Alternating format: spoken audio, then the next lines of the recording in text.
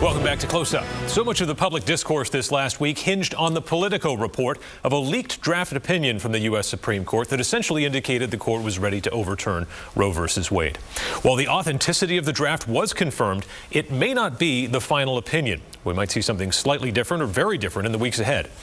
Here this morning to talk about the implications of both the leak and the opinion is former New Hampshire Supreme Court Chief Justice John Broderick. Justice, thanks for joining us. Great to be here, Aaron. So just explain for us, in the legal world, in the world of courts, how unique was this situation to see a draft opinion leak from the Supreme Court? We see leaks in Washington all the time, not the Supreme Court. No, it was really shocking. And Chief Justice Roberts, I think, captured it when he described it as a betrayal. It's really unusual, and it's damaging to the court. Because people always saw the court as different, and it is in D.C., and leaks are common, but not at the Supreme Court of the United States. And while leaks have happened historically, they've always been in advance of an opinion that's being released. But there's never been a draft opinion, as far as I know, that's ever been circulated. And the Chief Justice, as you said, confirmed that Justice Alito had written that draft. So it's disheartening to see it. I'm sure all of the members of the court are upset about it, and they should be.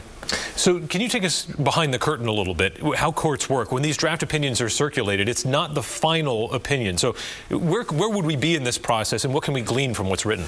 Well, you know, my experience on the New Hampshire Supreme Court demonstrated that the person assigned a case, and on the Supreme Court of the United States, the Chief Justice assigns the cases to whomever he wants, as long as they're in the majority. So I'm assuming that Justice Alito was assigned the case by the Chief Justice, and they know how the justices feel about it, and so they put pen to paper and write it.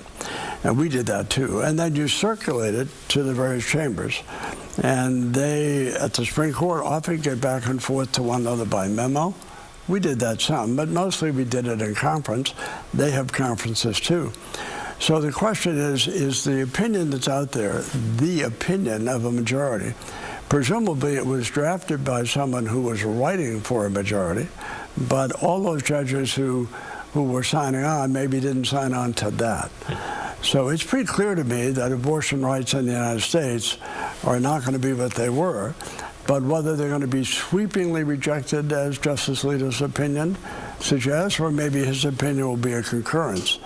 But it's right to be concerned about it.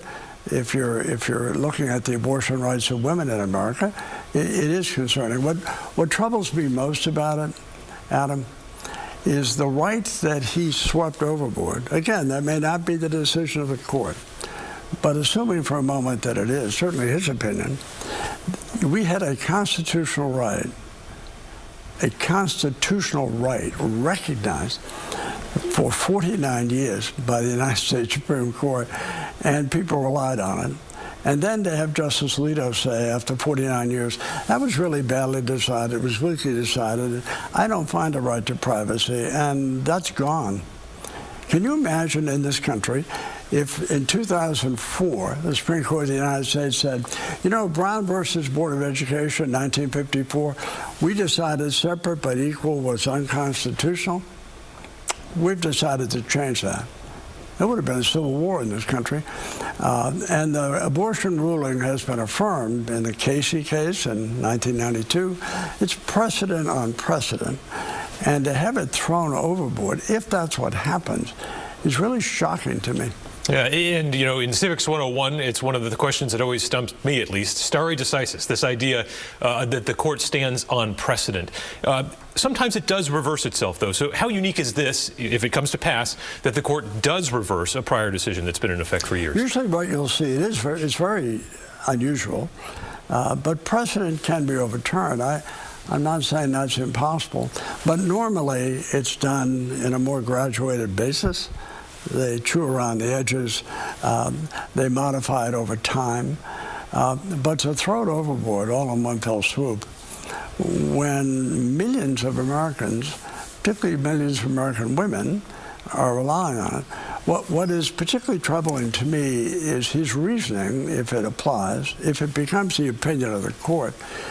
The right to privacy which underlies a lot of other constitutional rights.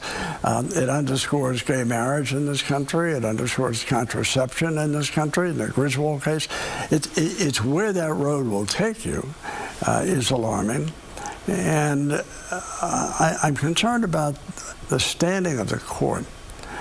And this is not a good way to have it happen. And hopefully, I'm hopeful, not that they're going to leave it as it was, which I think they probably should have. But if they do overturn it like this, it's all at once. And it's going to have major repercussions in the United States. Justice Roberts has made it a mission to try and make the court less political, but of course the world around the court has become more and more political, and certainly this leak doesn't help in that regard. It's going to take decades, I would guess, to retain or regain some kind of level of the trust that the court enjoyed, a generation or two ago. Do you think that's possible? I hope that doesn't come to pass.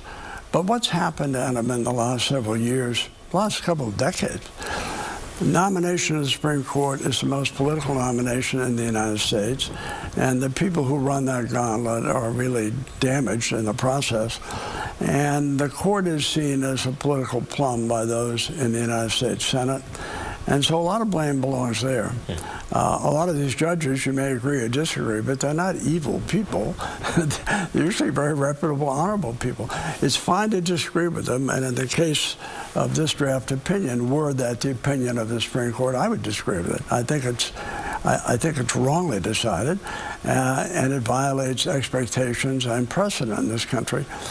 And it does seem all at once, it does seem political.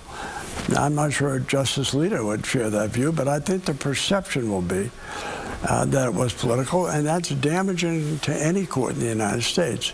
And I think, to be honest, Justice Roberts is probably worried about the standing of the Supreme Court of the United States. So we'll see. I haven't given up all hope, but I do think it's pretty clear that abortion rights are changing. Last question on this front here. Especially in front of those Senate Judiciary Committee hearings, it's been sort of the standard to hear the nominee say that Roe v. Wade is established or settled law. They didn't perjure themselves when they, I guess what happens now if you've said that it's settled law in front of the Senate Judiciary Committee, but then you decide something else? I guess, is it just on a case-by-case basis, or did they misrepresent their views? I hope we don't get into that, but I agree with you. It's always an odd dance, isn't it, when they ask that question? Nobody wants to say, I would overturn it.